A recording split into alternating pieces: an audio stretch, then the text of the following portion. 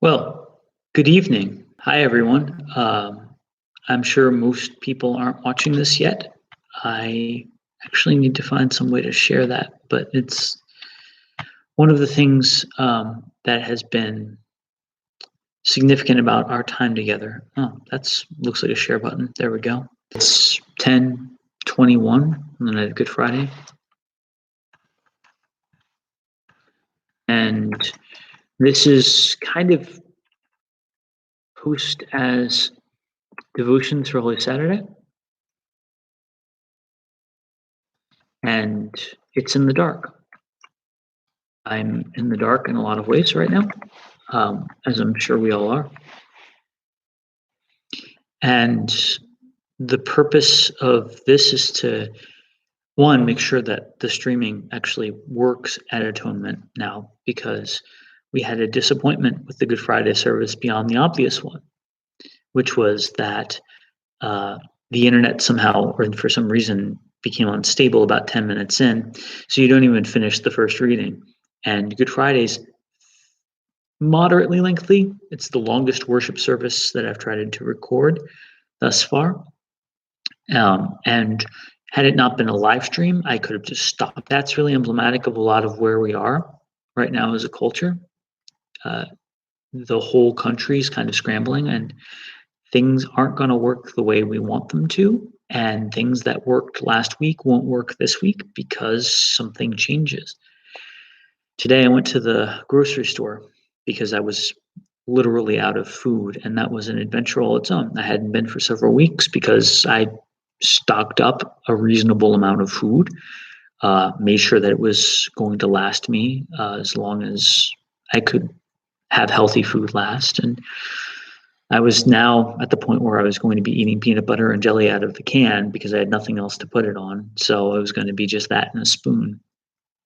So I went to the Wegmans, and what I discovered, of course, was a line and masks. And I'm sure you have all seen this. And it wasn't a shock to me, but there was still a loss there. There was a realization that things that once took a very short amount of time or take time. And that should really give us a glimpse in a way that many of us have never had into what the loss of Jesus on the cross was like for the disciples.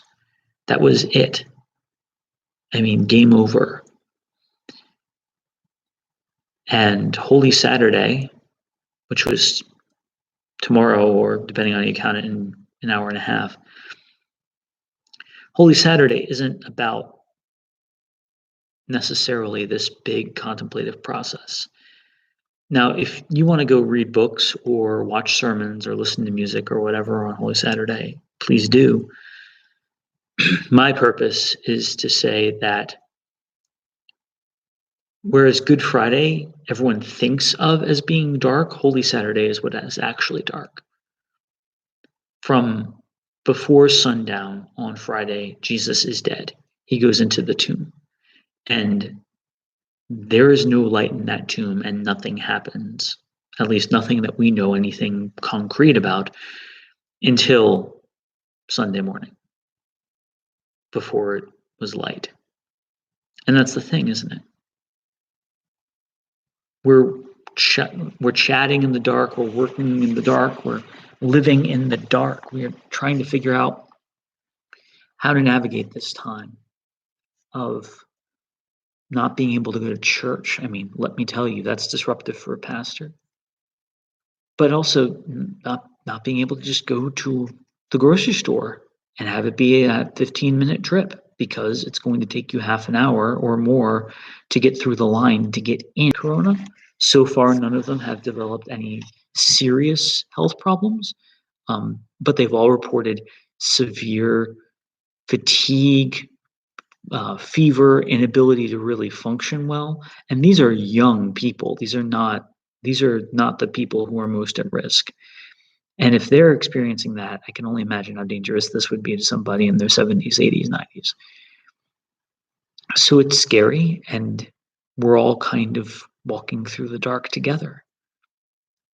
So I wanted to talk about that and say something about darkness, because By the dark, I mean the inability to know what to do, the lack of direction and navigation, and walking through the room in the dark kind of dark is what I mean. When you have to walk through a room and you can't see, unless you know that room really, really well, you're probably going to hurt yourself. And the reality is, that's what scripture means by darkness, right? It's the darkness of the tomb where there is no light and nothing to do and we know nothing.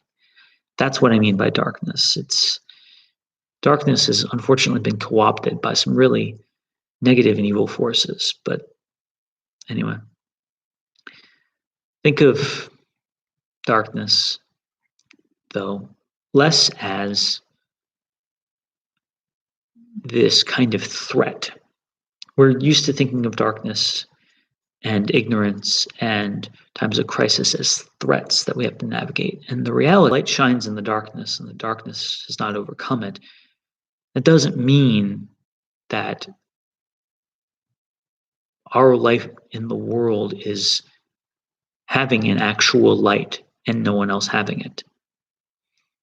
It's much closer to saying that light that Christians confess is found and most visible, most perceivable, most revelatory in the darkness, in the places where no one knows what to do, where there are no answers, where everything seems lost or confused or uncertain. So for Holy Saturday, here's the way I want you to think about darkness.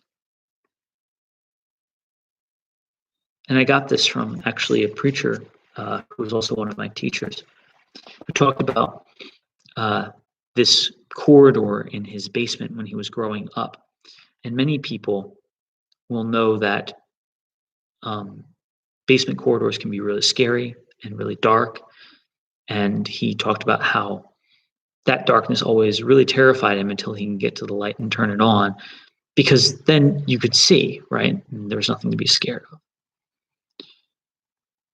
And then he talked about where we can't see things.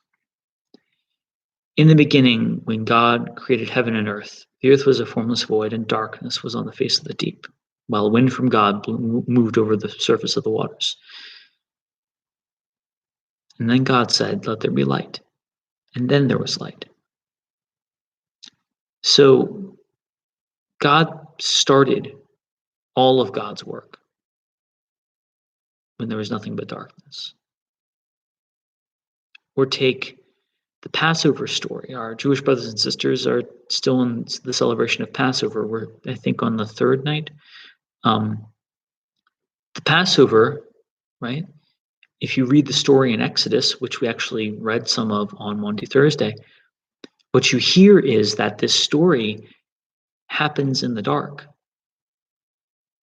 It's in the dark, late at night, and God moves through the land, and the people's work of liberation, the work of liberating that changes Pharaoh's heart such that he lets them go.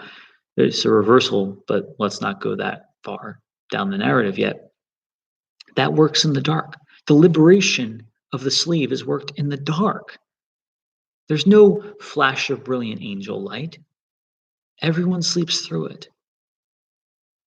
And you can go through the scriptures and you can find example after example of places and times and things that happen at night or in the dark that are actually salvific or revelatory or freeing or liberating or set up things that are. So Holy Saturday, right? This thing that is ironically only a day, because when night falls, we kind of move into the vigil of Easter. Holy Saturday has been often defined as darkness or the lack of hope. Certainly in the tomb, we don't know what happened there. There's a tradition about the harrowing of hell, which I really like, which comes out of scripture, but that's an understanding of Christ's descent to the dead. What's important about Holy Saturday is that nothing was observed, no one celebrated, everyone huddled together and did their best to stay alive. No one even prayed for what they expected, because no one had any expectations left. And it was in the darkness of that tomb that God worked the resurrection of Jesus. But also shouldn't be a time that we have to codify. It should be a time for coping with the loss of the things we had hoped for. Church this weekend is not what I wish it was. Probably not what you wish it was. But in the darkness, God works. So whether the Good Friday stream is saved or not, there will be other Good Fridays. And whether this Easter celebration even has a gathering in it, or if we're under quarantine and under stay-at-home rule until after Pentecost, there will be other Easter seasons. We will get through this. This darkness that is more spiritual than physical, this darkness that is more about loss than it is about any sort of light or knowledge. This darkness is also a place where God moves. So for Holy Saturday, instead of me posting a bunch of videos for you to look at, I would like you to think about this thing whenever you get the moment. And as you prepare for the vigil, think about the ways in which God works through those things we assume are the reverse of the whole point. I hope that you can perceive something beautiful, even in the tomb. I hope that you can at least pray for faith that God can work in the dark. God be with you all the way through Holy Saturday, and we'll see you at the Vigil of Easter, 8 o'clock on this channel. God be with you always. Amen.